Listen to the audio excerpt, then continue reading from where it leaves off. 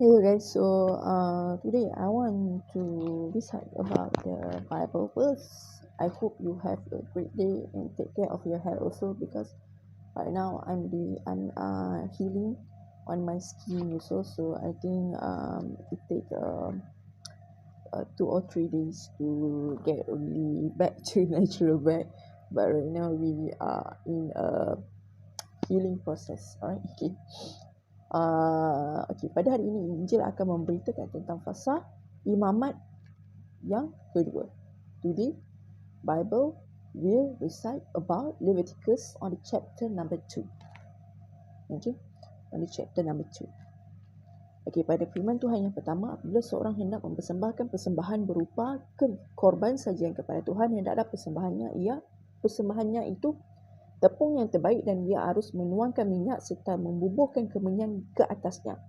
Lalu korban itu harus dibawanya kepada anak-anak Harun, imam-imam itu. Setelah diambil dari korban itu tepung segenggam dengan minyak beserta seluruh kemenyannya, maka imam haruslah membakar semuanya itu di atas mezbah sebagai bagian ingat-ingatan korban itu, sebagai korban api-apian yang baunya menyenangkan bagi Tuhan.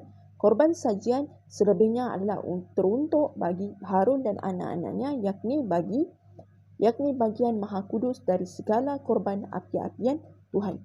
Apabila engkau hendak mempersembahkan persembahan berupa korban sajian dari apa yang dibakar di dalam pembakaran roti, haruslah itu dari tepung yang terbaik berupa roti bunda yang tidak beragi yang diolah dengan minyak, atau roti tipis yang tidak beragi yang diolesi dengan minyak. Jikalau persembahanmu merupakan korban sajian dari yang dipanggang itu atau panggangan, haruslah itu dari tepung yang terbaik diolah dengan minyak berupa roti yang tidak beragi. Korban itu harus dipotong-potong, lalu kau tuangkanlah minyak ke atasnya. Itulah korban sajian.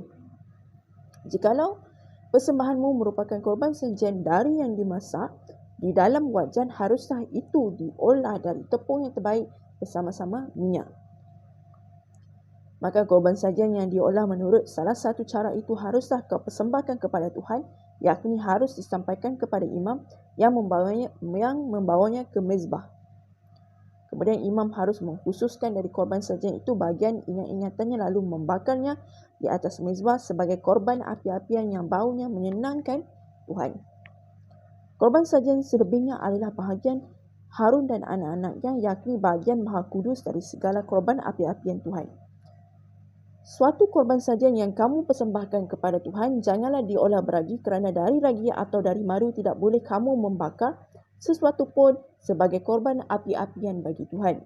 Tetapi sebagai persembahan dari hasil pertama boleh kamu persembahkannya kepada Tuhan, hanya jangan dibawa ke atas mezbah menjadi bau yang menyenangkan.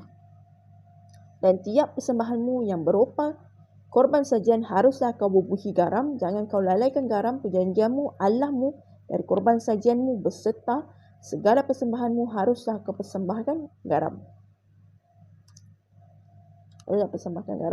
Jikalau engkau hendak mempersembahkan korban sajian dari hulu hasil kepada Tuhan, haruslah engkau persembahkan bulir gandum yang dipanggang di atas api, emping gandum baru sebagai korban sajian dari